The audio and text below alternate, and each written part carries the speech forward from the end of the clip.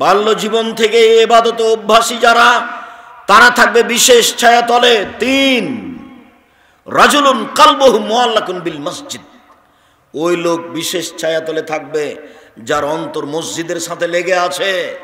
খারাজা মিনহু হাত্তা ইয়াউদা ইলাইহি, মসজিদ থেকে বের হয়েছে, আবার কখন ফিরে যাবে, আবার কখন ফিরে যাবে। ছেলেকে বলে আব্বু আসরের টাইম হয়েছে, মেয়েকে বলে আম্মু আসরের টাইম হয়েছে, বৌমাকে বলে কিমা আসরের টাইম হয়েছে, মানে ব্যস্ত হয়ে গেছে মসজিদে যাওয়ার জন্য। এরকম মানুষ বিচারের মাঠে বিশেষ ছায়াতলে থাকবে। রাজুলানি তাহাব্বা ফিল্লাহ ইজতামা আলাইহি তাফারাকা আলাইহি, ওই দুইজনও মানুষ বিচারের মাঠে বিশেষ ছায়াতলে থাকবে যারা আল্লাহকে ভালোবাসার জন্য বন্ধুত্ব গড়িয়েছে, যারা আল্লাহকে ভালোবাসার জন্য বন্ধুত্ব কেটে দিয়েছে। দোস্ত, তোমার সাথে সম্পর্ক অনেক দিন ছিল, কিন্তু তুমি তো অন্যায় থেকে বিরত হও না।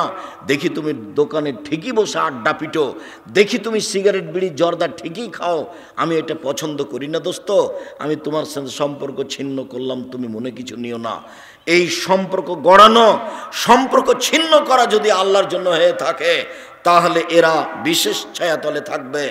4, রাজুলুন যাকারাল্লাহ খালিয়ান ফাবাজাতাইনাহু, ওই মানুষও, ওরাও বিচার মাঠে বিশেষ ছায়াতলে থাকবে যারা নির্জনে আল্লাহকে ডাকে। যখন আল্লাহকে ডাকে তখন 2 চোখের পানি ঝরঝর ঝরঝর করে ঝরে। এরকম আপনার ঘটেছে কোনো দিন?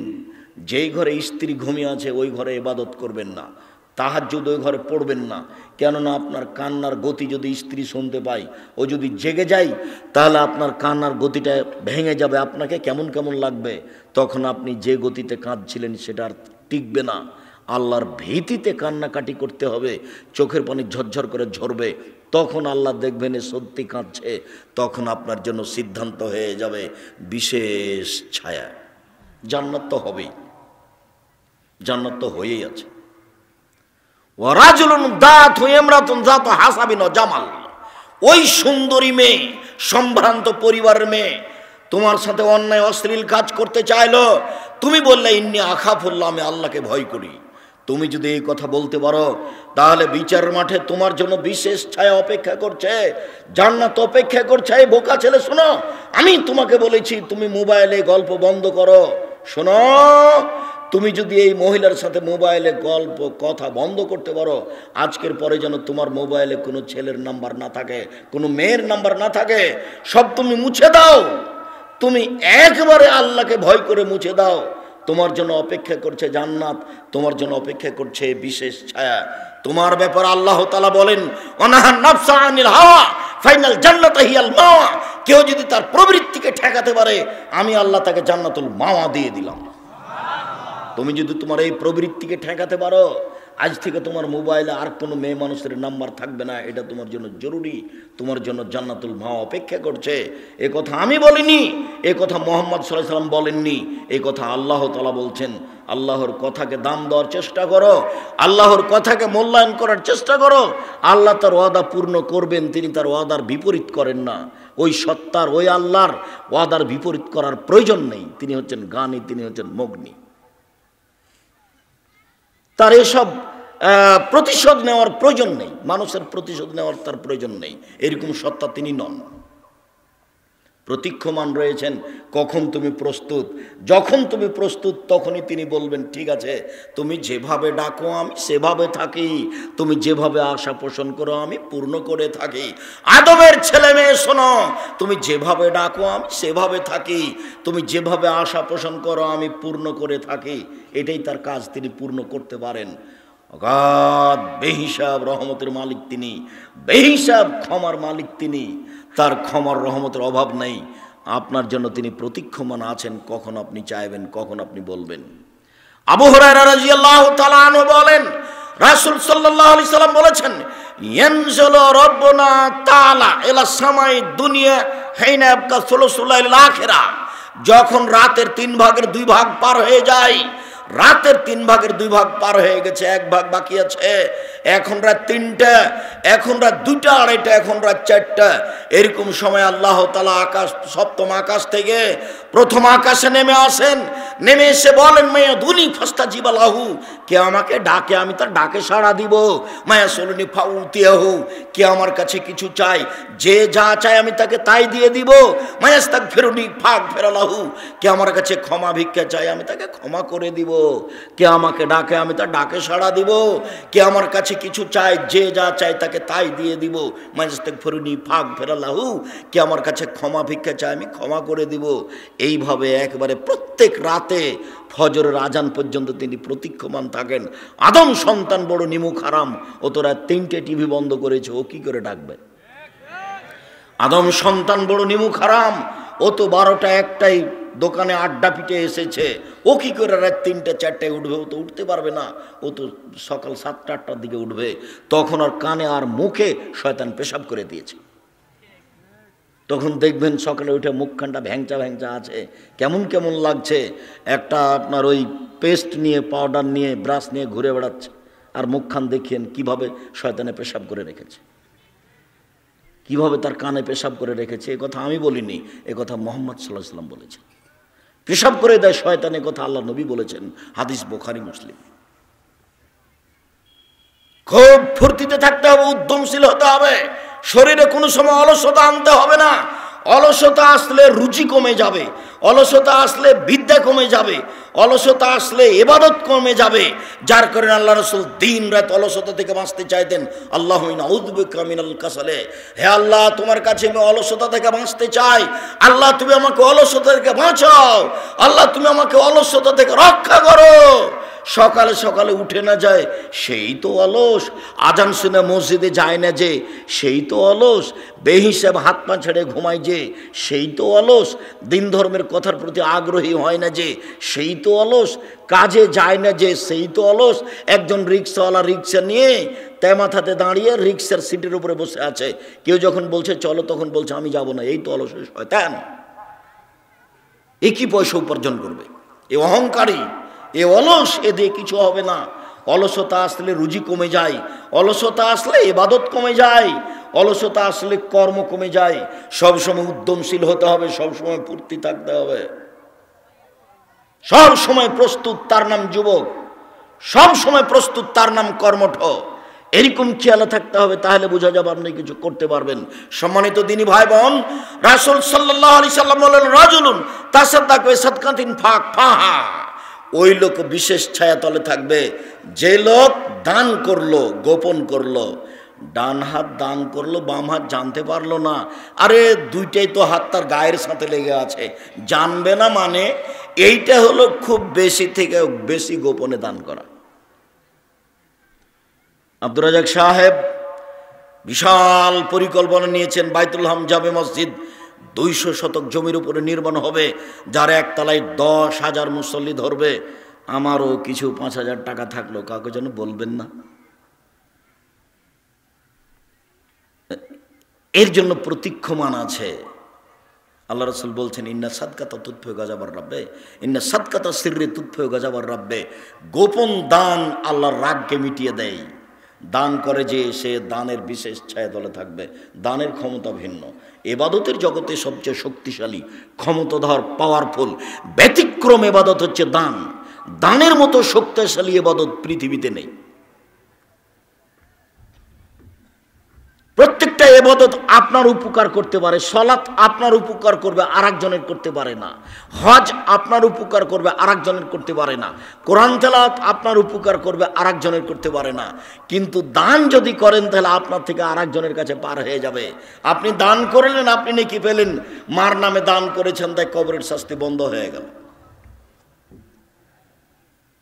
আপনি দান করলেন, দান ওইভাবে পাপকে মিটিয়ে দিবে। ইন্না সাদকাতা তুতফিল খাতিয়াতা কামা ইতফিল মাউন নারা।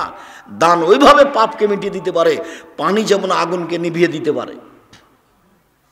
এটা তার ক্ষমতা। গোপনে দান করতে শিখতে হবে।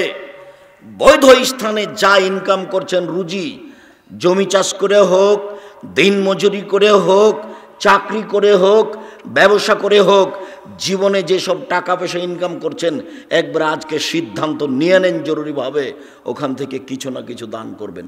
এই ছেলে, আর একটা কথা তোমার মনে আছে ভাইজান? আপনার মনে আছে কি বলেছিলাম আপনাকে? যে বাড়ি থেকে বের হলে তুমি তোমার মাকে বলে দিবা, আম্মা কিছু 10, 20টা, 50টা, 100টা খুচরা টাকা দিবেন আমাকে, 10 টাকা 5 টাকা। আমার কাছে 500 টাকার নোট থাকে। যখন ফকির আমার কাছে ভিক্ষা চাই তখন আমি খালি বলি মাফ করো। তো মা, আমি ফকিরের কাছে কত ক্ষমা চাইবো বলেন তো? আমি তো 500 টাকা দিতেও পারি না। তা আপনি একটা কাজ করবেন আম্মা, কিছু 10 টাকা, 20 টাকা, 50 টাকা পকেটে ইউলেন, জরুরি। এই ছেলে ভুলবা না, তুমি, তোমাকে বলছি, তুমি তোমার মাকে বলে দিবা আজকে জরুরিভাবে। আপনাকে বলছি ভাইজান, স্ত্রীকে বলে দিবেন, এই শোনো, যখন আমি বের হব তখন আমার প্রয়োজনীয় টাকা ব্যতীত কিছু খুচরা টাকা আমার হাতে দিবেন, কিছু খুচরা টাকা আমার হাতে দিও। ফকির আসলে আমি 500 টাকা নোট বের করে দিব না 10টা টাকা দিব? 10 টাকা দিব, এমনিতে বের হয়ে যাবেন না। এই ছেলে তোমাকে বলছি, তোমার মনে থাকবে না? অবশ্যই মনে থাকবে, ইনশাল্লাহ মনে থাকবে। আজ থেকে যেন তোমার মা কোনো দিন তোমাকে খুচরা টাকা ছাড়া বাড়ি থেকে বের হতে না দেয়। আমি নিজে যখন বের হতাম, আমার মা নিরক্ষর আমাকে বলতেন, বেটা ছেলেকে টাকা ছাড়া বের হতে হয় না, এই কথা আমার মা আমাকে বলতেন।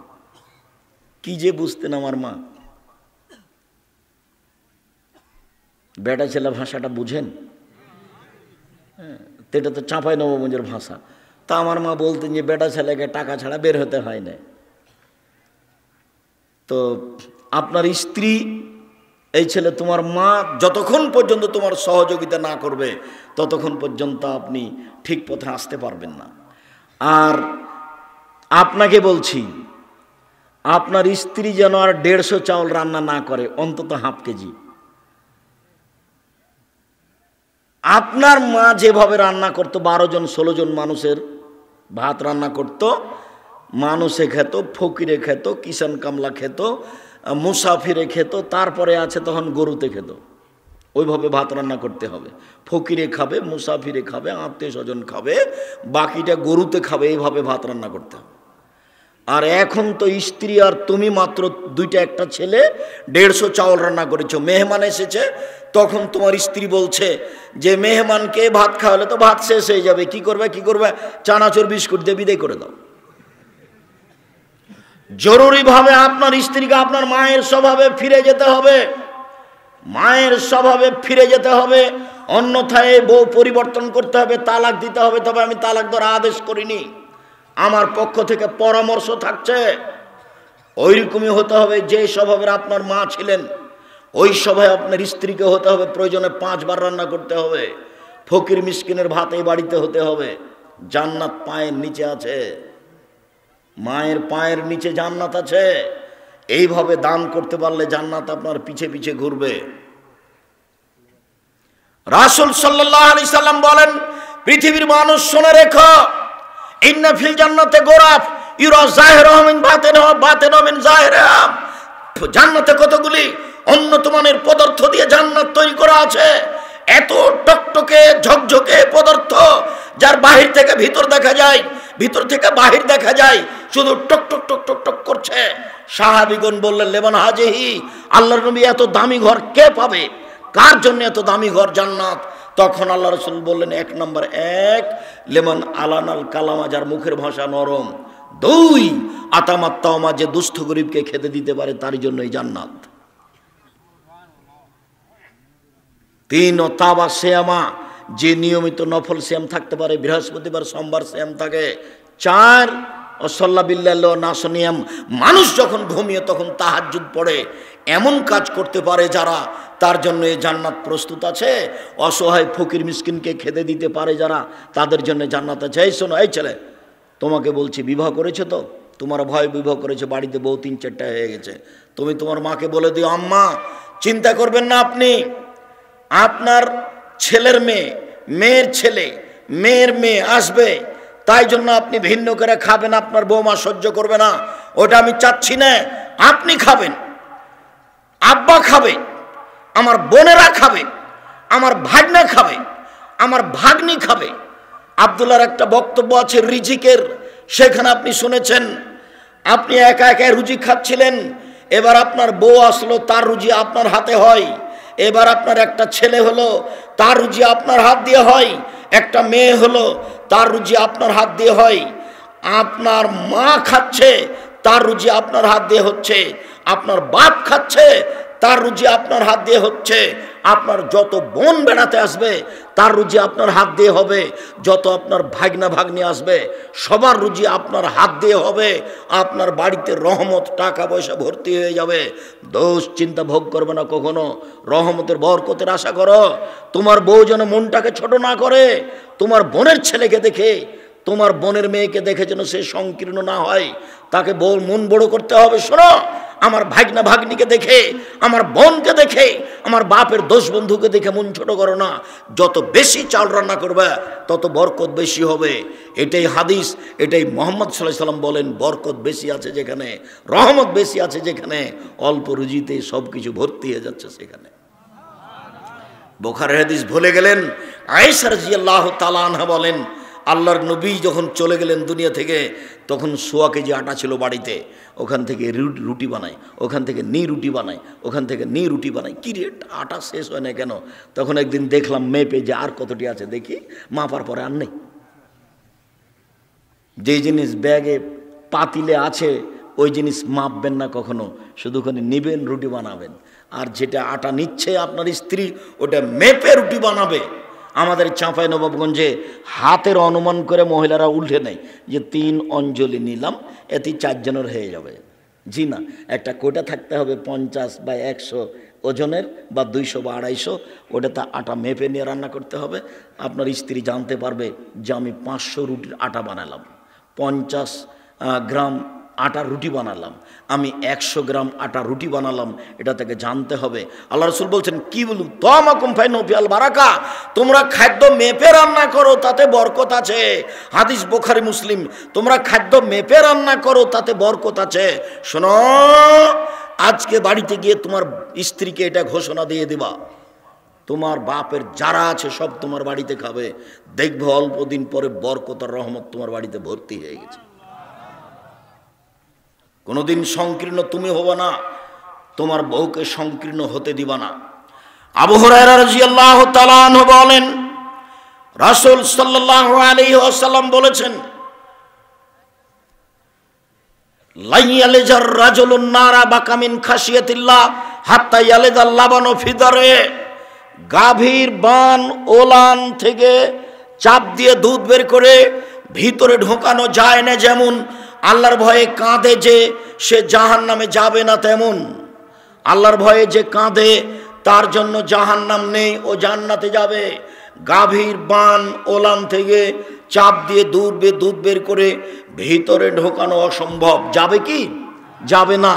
এইটা যেমন অসম্ভব, এমন ব্যক্তি যে কান্নাকাটি করে আল্লাহর ভয়ে, তার জাহান্নামে যাওয়া তেমনি অসম্ভব। এই কথা আল্লাহ রাসূল বলেন। শুনুন, ইবনে আব্বাস রাদিয়াল্লাহু তাআলা আনহু বলেন, রাসূল সাল্লাল্লাহু আলাইহি সাল্লাম বলেছেন, আইনানে লা তামাসসুহুমান নার, 2 শ্রেণীর চক্ষু জাহান্নামে যাবে না। 2 শ্রেণীর চক্ষু জাহান্নামে যাবে না। বাকাত মিন খাশিয়াতিল্লাহ, ওই চক্ষু, যে চক্ষু আল্লাহর ভয়ে কাঁদে, ওই মানুষ, যে মানুষ আল্লাহর ভয়ে কাঁদে, ও জাহান্নামে যাবে না। ও হারাসাত সাবিলিল্লাহ, ওই চক্ষু, যে চক্ষু আল্লাহর রাস্তায় পাহারা দেয়, যে চক্ষু আল্লাহর রাস্তায় কাজ করে, সেই চক্ষু, সেই ব্যক্তি জাহান্নামে যাবে না। মুআবিয়া ইবনে হাওদা রাদিয়াল্লাহু তাআলা আনহু বলেন, রাসূল সাল্লাল্লাহু আলাইহি সাল্লাম বলেছেন, সালাসু ওয়াইনুল্লাহ তারাহুমান নার, 3 শ্রেণীর মানুষ জাহান্নামে যাবে না। 3 শ্রেণীর মানুষকে জাহান্নাম দেখবে না। 3 শ্রেণীর মানুষের চক্ষু জাহান্নামে যাবে না। 3 শ্রেণীর মানুষ জাহান্নামে যাবে না। 1, বাকাত মিন খাশিয়াতিল্লাহ, ওই চক্ষু, ওই মানুষ যে আল্লাহর ভয়ে কাঁদে। 2, হারাসাত ফি সাবিলিল্লাহ, ওই চক্ষু, ওই মানুষ যে আল্লাহর রাস্তায় পাহারা দেয়। 3, গাজাতান মাহারিমিল্লাহ, ওই চক্ষু, ওই মানুষ যেই চক্ষু বেগানা নারীকে দেখে চক্ষু নিচু করে, যেই চক্ষু বেগানা নারীকে দেখে নিচু হয়ে যায়, যেই চক্ষু অপর নারীর প্রতি দৃষ্টি দেয় না, এই চক্ষু জান্নাতে যাবে। এই কথা মুহাম্মদ সাল্লাল্লাহু আলাইহি সাল্লাম বলেন। জাবের রাদিয়াল্লাহু তাআলা আনহু বলেন, সাআলতু রাসূলুল্লাহ সাল্লাল্লাহু আলাইহি ওয়াসাল্লাম ফাজাতে, একদা আমি আল্লাহ রাসূলকে জিজ্ঞাসা করলাম, হঠাৎ মহিলাদের উপরে চক্ষু পড়া হতে। আল্লাহর নবী, হঠাৎ যদি মহিলাদের উপরে চক্ষু পড়ে যায় তাহলে কি করব? আল্লাহর নবী, হঠাৎ যদি মহিলাদের উপরে চক্ষু পড়ে যায় কি করব? তখন আল্লাহ রাসূল তাকে বললেন, ফা আমারানি আন আসরিফা বাসারি, তিনি আমাকে আদেশ করলেন যে আমি আমার চক্ষুকে ফিরিয়ে নিব। তিনি আমাকে আদেশ করলেন যে আমি চক্ষুকে ফিরিয়ে নিব, এইভাবে বেঁচে থাকার চেষ্টা করতে হবে, যার কারণে জরুরি প্রয়োজন ছাড়া বাজারে যেতে হবে না। আপনি যেতে পাবেন না, আপনার বউ তো দূরের কথা। রাসূল সাল্লাল্লাহু আলাইহি ওয়াসাল্লাম বলেন, আবগাজুল বেলাদে ইলাল্লাহে আসওয়াকুহা, পৃথিবীতে সবচেয়ে খারাপ জায়গা হচ্ছে বাজার, পৃথিবীতে সবচেয়ে নিকৃষ্ট জায়গা হচ্ছে বাজার, পৃথিবীতে সবচেয়ে খারাপ জায়গা হচ্ছে বাজার। আপনার বউ তো বহু দূরের কথা, আপনি যাবেন না জরুরি প্রয়োজন ছাড়া, আপনার বউ তো ভাবাই জানে। ওয়াহাবুল বেলাদে ইলাল্লাহি মাসাজিদুহা, পৃথিবীতে সবচেয়ে সুন্দর আল্লাহর প্রিয় জায়গা হচ্ছে মসজিদ। যখন তখন মসজিদে যাবেন, মসজিদে বসে থাকবেন, সলাতের পরে জিকির আজকার করবেন। সলাতের পরে যদি জিকির আজকার করেন তাহলে হয়ে যাবেন সেই দিনের মতো যেদিন আপনার মা আপনাকে জন্ম দিয়েছে। মসজিদে বসে যদি তাসবিহ তাহলিল করেন, জিকির আজকার করেন, তাহলে হয়ে যাবেন সেই দিনের মতো যেদিন আপনার মা আপনাকে জন্ম দিয়েছে। আপনি নিষ্পাপ হয়ে যাবেন, এই কথা মুহাম্মদ সাল্লাল্লাহু আলাইহি সাল্লাম বলেন। সম্মানিত দিনী ভাই বোন, আপনাদের বলার পরে উপস্থিত বৈঠকের দিনী বোন একটু এদিকে খেয়াল করেন। এই মেয়ে, মাথায় কাপড় দেওয়া নি কেন এত শীতের রাতে? তোমার শরম হয় না? তোমার বাপ তোমাকে দেখতে পায় না? মাথায় কাপড় দেওয়া নি কেন? কি পড়ো তুমি? কি পড়ো? হিসাব পাও না? শিক্ষা মানে কি নগ্ন হওয়া? মাস্টার ডিগ্রি পাস করেছো, তোমার বিদ্যে কি তোমাকে নগ্ন হতে শিখিয়েছে? তোমার বিদ্যে কি তোমাকে এইভাবে বোকা বানিয়েছে? এমন তো বিদ্যা হয় না। তুমি বিদ্যা অর্জন করে জাতির ক্ষতি করলে তোমার এটা বিদ্যা হলো কি করে? তুমি বিদ্যা অর্জন করে নিজের ক্ষতি করলে এটা বিদ্যা হলো কি করে? নিজে আর জনগণকে জাহান্নামে নিয়ে চলে যাচ্ছ, এটা বিদ্যা হয় কি করে? শোনো, উপস্থিত বৈঠকের দিনী মুসলিম বোন একটু খেয়াল করেন। এই মেয়ে শোনো, এদিকে কান লাগাও, গল্প করছো কেন? উপস্থিত বৈঠকের দিনী মুসলিম বোন আপনাকে বলছে, আপনি একটু খেয়াল করেন, এদিকে দেখেন। আবু হুরায়রা রাদিয়াল্লাহু তাআলা আনহু বলেন, রাসূল সাল্লাল্লাহু আলাইহি সাল্লাম বলেছেন, সিনফান মিন আহলিন নার লা মারাহুমা, পৃথিবীর দুই শ্রেণীর মানুষ জাহান্নামে যাবে, আমি তাদের দেখিনি। পৃথিবীর মানুষ শুনে রেখো, পৃথিবীর দুই শ্রেণীর মানুষ জাহান্নামে যাবে, আমি তাদের দেখিনি। মুহাম্মদ সাল্লাল্লাহু আলাইহি সাল্লাম তাদের দেখেননি, তবে তারা জাহান্নামে যাবে। এক কমন মাহুম সেয়াতুন, এক শ্রেণীর মানুষ, তাদের হাতে থাকবে লাঠি, কাজ নাবিল বাকারে, গাভীর লেজের মতো। গাভীর লেজ একদিক মোটা একদিক চিকন, একদিক মোটা একদিক চিকন, এর নাম গাভীর লেজ। এরকম লাঠি মানুষের হাতে থাকবে। যারা দল পার্টি করে তাদের হাতে থাকে, যারা কলেজ বিশ্ববিদ্যালয়ে পড়ে তাদের হাতে থাকে, যারা সরকারি লোক তাদের হাতে থাকে। এজরবেবের নাস, এরা মানুষকে তা দিয়ে মারে, এরা মানুষকে মারে। যারা মারামারি করে তারা জাহান্নামে যাবে। হাদিস মুসলিম, যারা মানুষকে মারে তারা জাহান্নামে যাবে। শুনুন, দুই ও নিশাউন যে জান্নাতের গন্ধ 1 বছরের দূরত্ব পথ থেকে পাওয়া যায়, এই গন্ধ এসব মহিলা পাবে না। তার মানে জান্নাতে যাবেই না, এরা জাহান্নামে যাবে। সাবধান থেকো, মানুষের ক্ষতি করে জান্নাত কেনার চেষ্টা করিও না, নিজের ক্ষতি করে জান্নাত কেনার চেষ্টা করিও না। তোমার জন্য জান্নাত সহজ। উপস্থিত বৈঠকের মুসলিম বোন শোনেন, আপনার জন্য জান্নাত সহজ। দেখেন তো আপনি মনে রাখতে পারেন কিনা 4টে। নইলে আপনি আদর্শ পরিবার বইটা নিয়ে যায়েন, নইলে আপনি আদর্শ নারী বইটা নিয়ে যায়েন, নইলে আপনি কে বড় লাভবান বইটা নিয়ে যায়েন, আপনি এই সব বইয়ে পেয়ে যাবেন। নইলে আপনি উপদেশ বইটা নিয়ে যায়েন, তাতে পেয়ে যাবেন যে 4টে কাজ করলেই মহিলাদের জন্য জান্নাতের সব দরজা খোলা। 4টে কাজ, এত বড় সুযোগ পৃথিবীর কোনো পুরুষ পায়নি, নবী রাসূল সালেহ কেউ পায়নি। এত বড় সুযোগ মাত্র মহিলাদের জন্য। 4টে কাজ করলে মহিলারা জান্নাতে চলে যাবে। 1 সলাত খামসাহা, 5 ওয়াক্ত সলাত। 2 সমাত সাহারা, রমজান মাসের সিয়াম রোজা। 3 আতাত বালাহা, স্বামীকে মেনে চলা, তিতা লাগলেও মিঠা লাগলেও। 4 আহসানাত ফারজাহা, জেনায় লিপ্ত না হওয়া। জেনায় লিপ্ত না হয় যদি আর এই 4টে কাজ করে, তাহলে জান্নাতের সব দরজা খোলা। যেসব মহিলারা জেনায় লিপ্ত হয়েছ তাদের জন্য বলি, তওবা করো, তুমি আল্লাহর কাছে প্রিয় দাসী বান্দি হয়ে যাবা। আর তুমি যদি এই জেনা আজ থেকে বন্ধ করতে পারো, তাহলে আজ থেকে তোমার জন্য জান্নাতুল মাওয়া ঘোষণা আল্লাহর পক্ষ থেকে। তুমি দুশ্চিন্তা ভোগ করো না, তোমার তওবার প্রয়োজন, তোমার ফিরে আসার প্রয়োজন। 4টে কাজ করলে একজন মহিলা সহজে জান্নাতে চলে যাবে। আপনি জান্নাত যাওয়ার চেষ্টা করেন। আল্লাহ আপনাকে তৌফিক দান করুক, আল্লাহু আমিন। সম্মানিত দিনী ভাই বোন, আমরা এই পর্যায়ে এসে বলছিলাম, খুব খেয়াল করে থাকবেন, কাছাকাছি চলে এসেছি। রাসূল সাল্লাল্লাহু আলাইহি ওয়াসাল্লাম বলছেন, লাইসা শাইউন আহাব্বা ইলাল্লাহি মিন কাতরাতাইনি ওয়া সারাইনি, দুইটি বিন্দু ফোঁটা আল্লাহর কাছে যত প্রিয়, দুইটি দাগ চিহ্ন আল্লাহর কাছে যত প্রিয়, পৃথিবীর কোনো কিছু আল্লাহর কাছে তত প্রিয় নয়। দুইটি বিন্দু ফোঁটা, দুইটি দাগ চিহ্ন, এক কাতরাতু দুমিন মিন খাশিয়াতিল্লাহ, আল্লাহর ভয়ে এক ফোঁটা চোখের পানি আল্লাহর কাছে যত প্রিয়, পৃথিবীর কোনো কিছু আল্লাহর কাছে তত প্রিয় নয়। কোটি টাকা দান অত প্রিয় নয়, রমজান মাসের সিয়াম অত প্রিয় নয়, এক ফোঁটা চোখের পানি আল্লাহর কাছে যত প্রিয়। রমজান মাসের সিয়াম ফরজ, এবাদতের জগতের সবচেয়ে দামি এবাদত। তারপর রাসূল সাল্লাল্লাহু আলাইহি ওয়াসাল্লাম এভাবে বলেননি। আল্লাহ রাসূল বলছেন, এমন কিছুই নাই যেটা আল্লাহর কাছে তার চেয়ে বেশি প্রিয় হতে পারে। সেটা কি?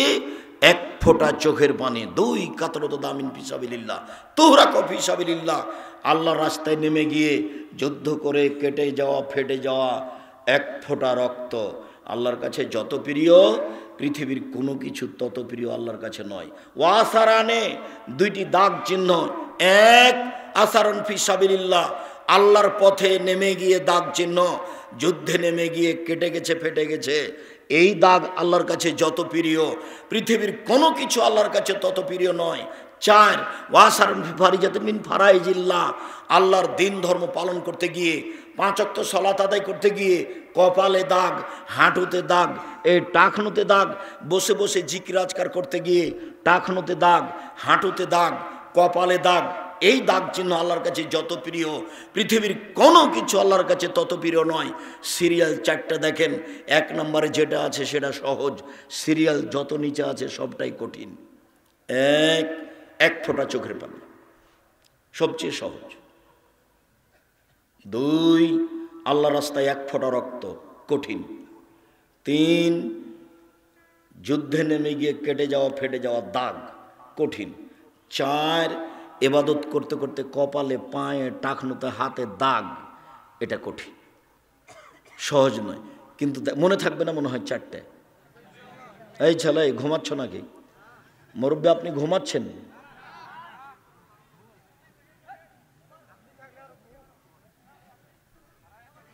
আল্লাহর কাছে প্রিয় 4টে। এক কি বলো তো দেখি? 1 ফোঁটা চোখের পানি। 2 রক্ত 1 ফোঁটা। 3 দাগ, যুদ্ধে নেমে যাওয়া এই দাগ।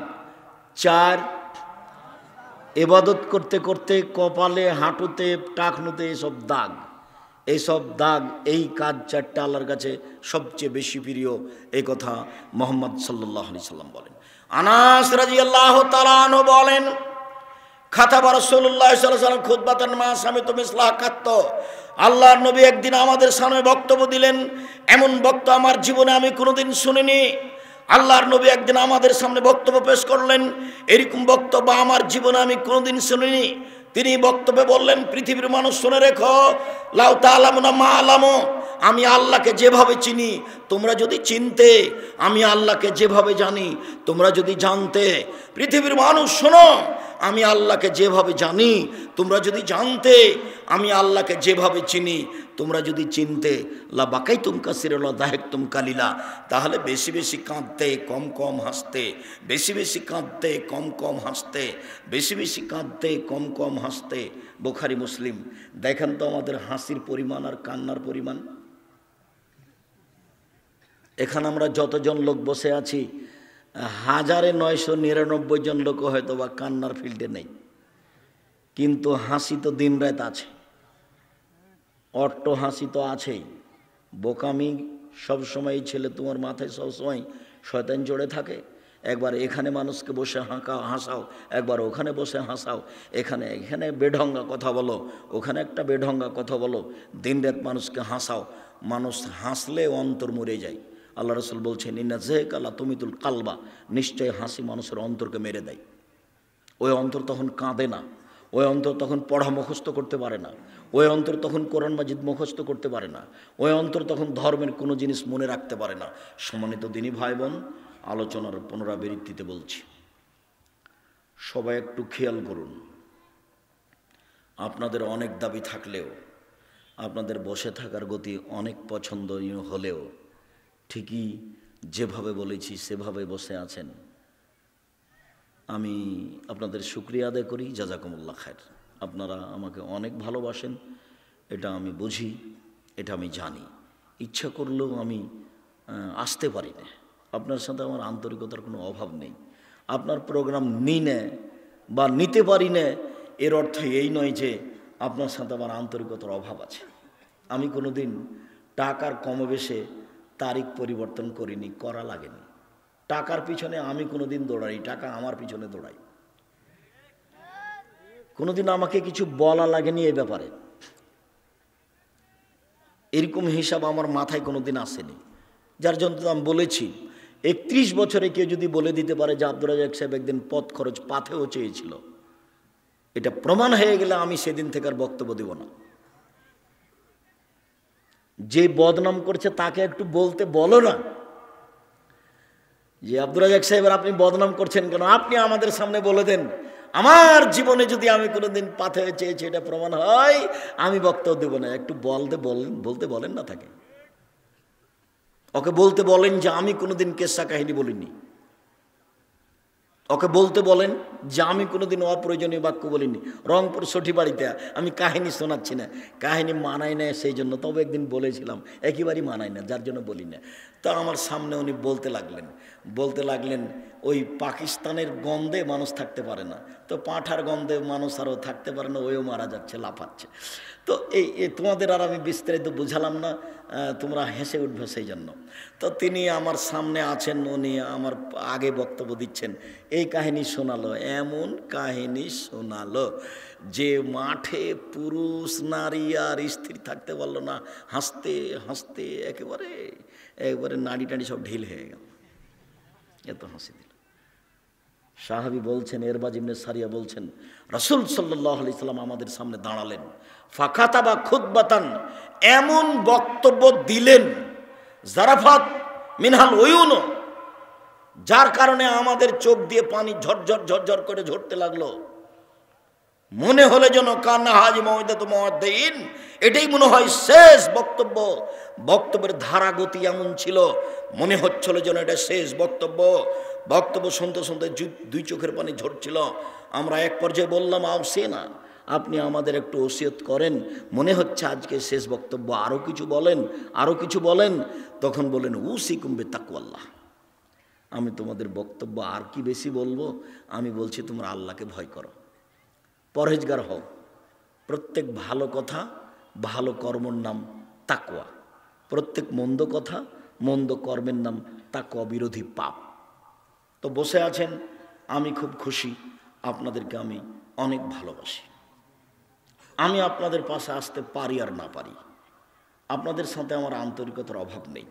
আর ভুলেও কোনো দিন বুঝবেন না যে আমার বিরোধিতা যে করে তাকে আমার বিরোধিতা করতে হবে, এরকম আমার জীবনে কোনো দিন ঘটেনি, ঘটবেও না, প্রয়োজন নাই সেটা আমার। ওটা আমি কোনো দিন প্রয়োজন মনে করিনি। মাঝে মধ্যেই কোনো জেলায় উপস্থিত হলেও পাল্টা আমি তাকে ক্ষমা চাইতে দেখি, হাত ধরে ক্ষমা চাচ্ছে, বলছে ভুল হয়ে গেছে, অনেক কিছু বলেছি, এরকম বলতেই থাকে যে কোনো জেলাতে যাই।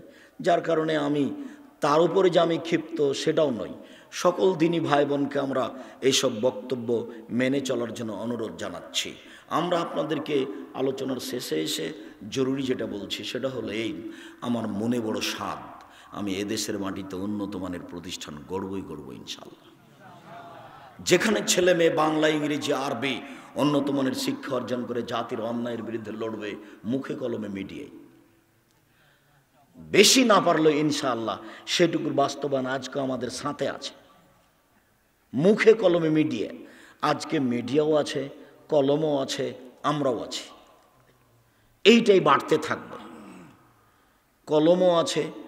আমার জীবনের সবচেয়ে বড় স্বাদ যেটা, সেটা হলো মাসিকা লিতে সাম্পত্রিকা মুখপাত্র কলম।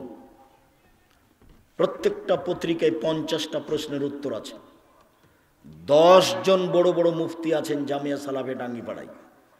কোনো ফতোয়া বৈঠকে না বসে বৈঠক সিদ্ধান্ত না দিলে ওটা পত্রিকা আসবে না। পৃথিবীর বাঙালিকে আমি অনুরোধ জানাই, আপনারা মাসিক আল ইতেশাম পত্রিকা পড়ুন। এদেশের বাংলা ভাষায় ব্যতিক্রম পত্রিকা, যাতে 50টা প্রশ্নের উত্তর আছে, ফতোয়া বোর্ডে ওই প্রশ্ন উত্তর পাশ হয়, তারপরে পত্রিকায় আসে। এইটা হচ্ছে আমার জামিয়া সালাফের একটা মুখপাত্র পত্রিকা। কেউ একে উপেক্ষা করে যাবেন না। 25-30 টাকা বেশি নয়, প্রত্যেককেই নিতে হবে। আজ নয়, প্রতি মাসে নিতে হবে। 10 জন মিলে জমা হয়ে বলে দেন, ওরা পাঠিয়ে দিবে প্রতি মাসে। নিজে একাই বলেন যে আমার অত ঝামেলার প্রয়োজন নাই, আমার ঠিকাটা নেন, কত টাকা লাগবে আমাকে প্রতি মাসে দিয়ে পাঠাবেন। একবারে প্রথম থেকে দেওয়ার ব্যবস্থা আছে আপনাদের জন্য। ব্যবস্থায় যারা আছে আদ-দাওয়া ইলাল্লাহ সদস্য, ওরাকে আপনারা কিছু বেতন দেন, যার কারণে তারা আপনাদের পিছনে দিনরাত কাজ করে। যারা ফতোয়া লিখে তারাকে আপনারা কিছু বেতন দেন, যার কারণে তারা দিনরাত আপনাদের পিছনে পরিশ্রম করে। যারা প্রেস চালায় তাদেরকে আপনারা কিছু বেতন দেন, যার কারণে তারা আপনাদের পিছনে দিনরাত পরিশ্রম করে। সব এগুলো আপনাদের সেবা। আপনি মনে করেন না এটা আমার, মনে করেন না এটা জামিয়া সালাফিয়ার জাতিকে আমি বলে যাচ্ছি। জামিয়া সালাফিয়া জাতির সম্পদ। আমি আব্দুর রাজ্জাক বিন ইউসুফ যদি বলে না যেতাম, তাহলে জবাব দিয়ে আমি বিচারের মাঠে হতাম। জাতি যদি আমানতের খেয়ানত করে, জবাব তাদের দিতে হবে। মনে রাখবেন আমার দিনী ভাই বোন, আমি আপনাদের কাছে যে দাবি রেখে যাচ্ছি আমানত হিসাবে, সেই দাবি হচ্ছে একটু আল্লাহকে বলবেন, আল্লাহ তুমি জামিয়া সালাফে কবুল করো। বাস এইটুকু দায়িত্ব পালন করলেই আপনার আমানত, আপনার জিম্মেদারি থেকে আপনি পার হয়ে যাবেন। টাকা পয়সার কথা, জামিয়া সালাফে গড়বে, টাকা আপনি না দিলেও গড়বে, দিলেও গড়বে, ইনশাল্লাহ গড়বেই গড়বে। ওকে ঠেকানোর হাত মানুষের হাতে নেই, ওটা আল্লাহর হাতে নিজে আছে। আমি 10 পয়সা ক্ষতি করি না, এটাই আমার দাবি, এটাই আমার জোরালো আশা, এটাই আমার হিসাব নিকাশ, এটাই আমার সাহস। জামিয়া সালাফের কোনো কাজকে কেউ ঠেকাতে পারবে না, যতই হিংসা করুক না কেন। কেন? আমি জনগণের পয়সার ক্ষতি করি না, এটা আমার সাহস। ইনশাল্লাহ জামিয়া সালাফের সব কাজ সময়ের গতিতে গড়ে উঠবে ইনশাআল্লাহ। জামিয়া সালাফের রূপগঞ্জ, নারায়ণগঞ্জ, ঢাকা 50 বিঘা জমির উপরে এখন অবস্থান করছে। কিছু কিনতে বাকি থাকলেও সব ঠিক হয়ে যাবে ইনশাআল্লাহ। যার মসজিদের একতলাতে 10,000 মানুষ সালাত আদায় করতে পারবে। জামিয়া সালাফে ডাঙ্গিপাড়া প্রায় 20-25 বিঘা জমির উপরে অবস্থান করছে। যে মসজিদের 2 তলা পর্যন্ত কমপ্লিট হয়ে গেছে, যার একতলায় 3,000 মানুষ সালাত আদায় করতে পারবে। যে মসজিদটি 90% জমির উপর অবস্থান করছে। আপনি দেখবেন, একদিন দেখে আসবেন। আমি এতটুক বলি যে আপনার 10টা টাকা ছাড়া জামিয়া সালাফে গড়ে উঠুক, এটা আমি চাই না। কেন? পতিতালয়ের মহিলা যদি